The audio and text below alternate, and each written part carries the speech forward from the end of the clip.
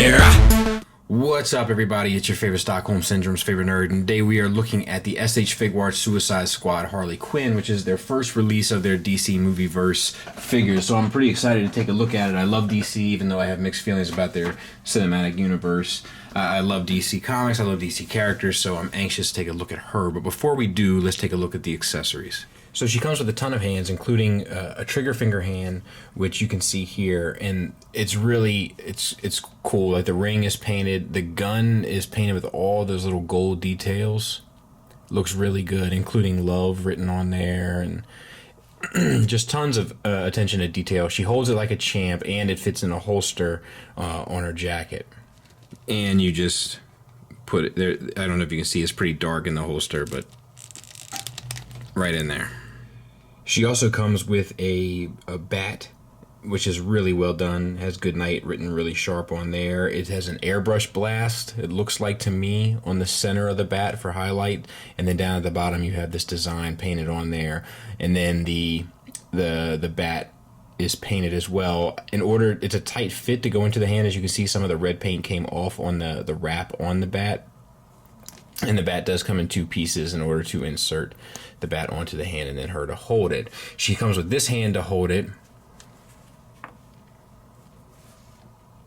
and this hand to hold it. So one is gloved and one has the ring on it.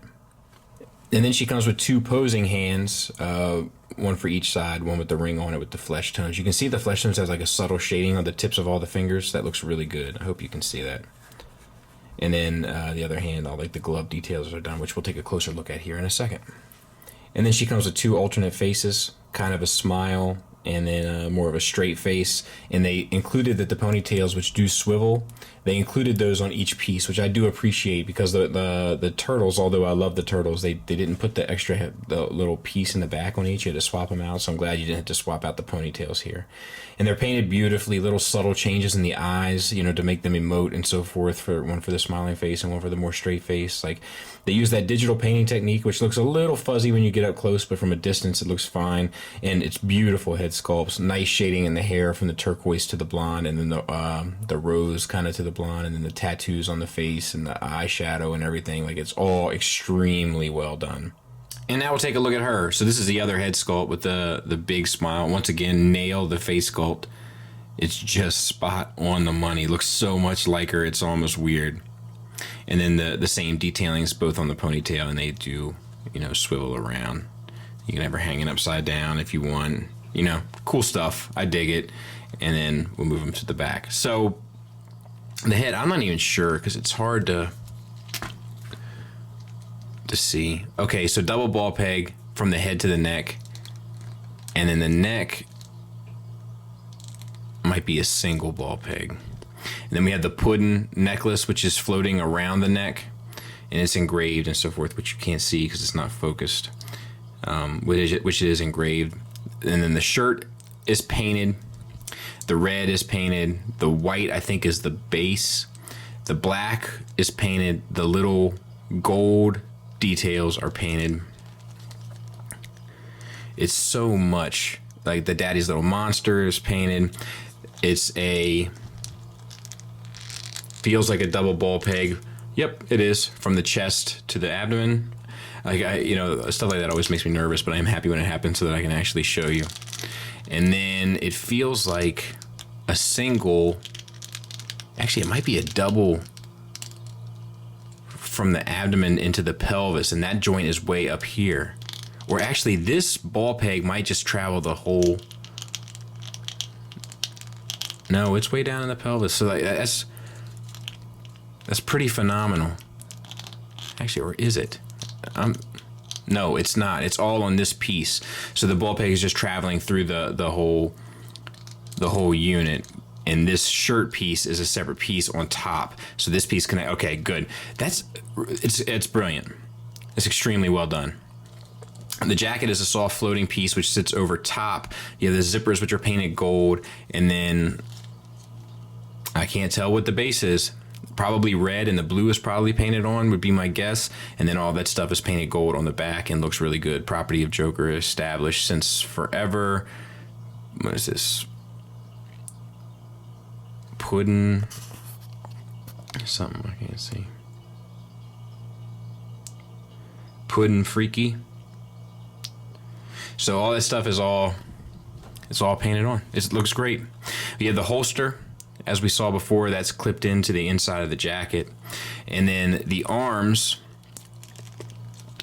so it's the classic SH Figuarts butterfly joint, and the hinge, if you want to see it, is right there. But you can't really see it with the jacket on, but it gets the arm all the way across the body almost. It comes out all the way here, and this is the socket, which covers down on the joint, which is a ball hinge with a ball peg going into the socket, which gets the arm all the way up to 90 degrees.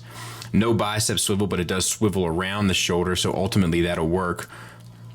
Kind of a ball hinge elbow, getting you past 90 degrees, and looks relatively seamless given that it's a coat, I must say. That's not an easy thing to do. And then that has that metallic blue finish. Now I will say it's brighter here than it is up at the top of the sleeve. Like the bottom of the jacket is a little bit brighter. I'm sure it's all done the same way, it's just the way the shading hit it. And then the gold is painted, and then the black bracelet is painted to another ball hinge for the wrist, so you should get the hand in and out, as well as swivel, and then you should be able to swivel at the opposite side and get the hand up and down. So no complaints there. The red sleeve has a metallic finish as well, and that hand operates the same way. For the shorts, if you want to call them that, they have the same metallic finish on both sides. The black is painted, the gold is painted. There is a little bit of paint outside the lines there, but for the most part, it's good.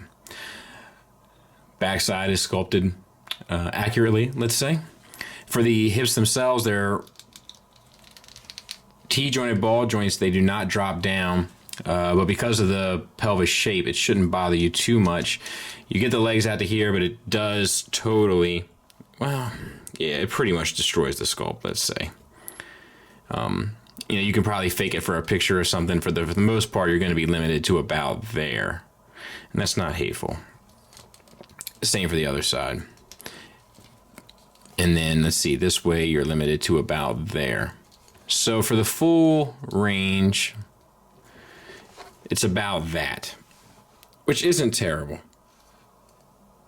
Not the greatest, but isn't terrible. And then out to the side to about there. So I think that's good as well. All of the tattoos are movie accurate. And I got this actually from Brave's review. Like, apparently all the tattoos on the legs she did herself. So they're all written like as if she was looking over her own thighs. The pudding, little initials in the heart, little jester, the Harley diamonds, etc.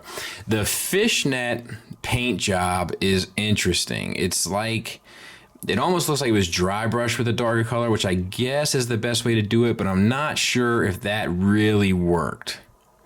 Like, it's darker in some areas. I don't know. It's not bad. It's not like it's distracting or anything, but I'm not sure that it ultimately worked. Like, I feel like you should see the lines a little bit clearer on the fishnets.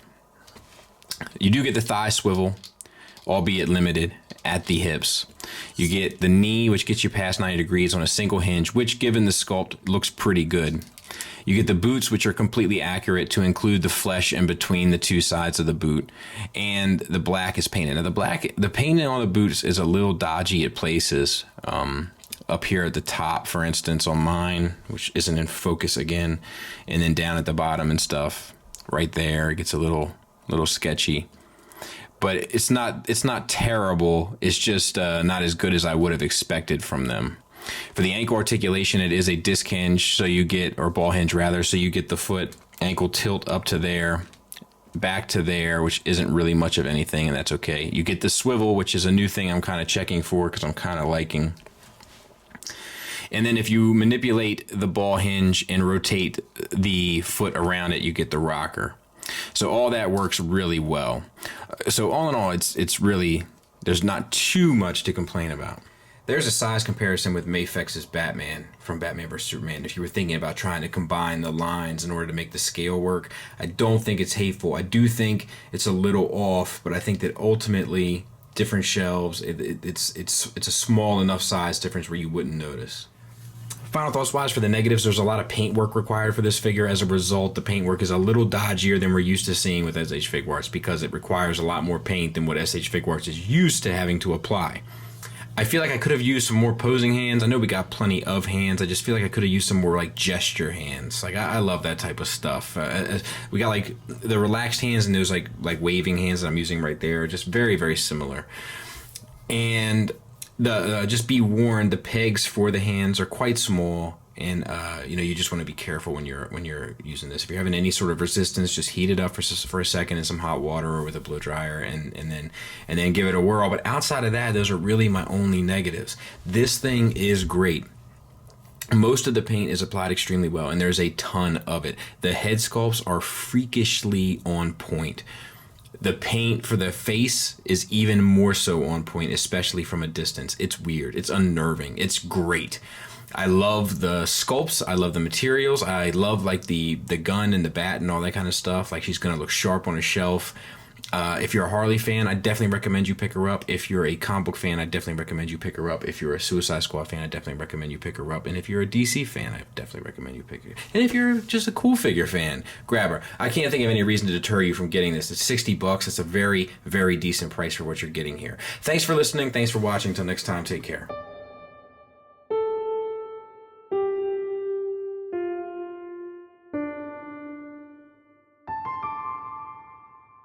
Fun fact about me, all my daughters are named after Star Wars and comic book characters. DC characters and Star Wars. My youngest daughter's name is Leia Diana, named after the Princess Leia and Wonder Woman. My middle daughter's name is named Selena Kyle, named after Catwoman. And my oldest daughter's name is Jaina, after Han Solo's daughter in the books. And her middle name is Quinzel, after Miss Harley Quinn. Little fun fact about the old Skullface house.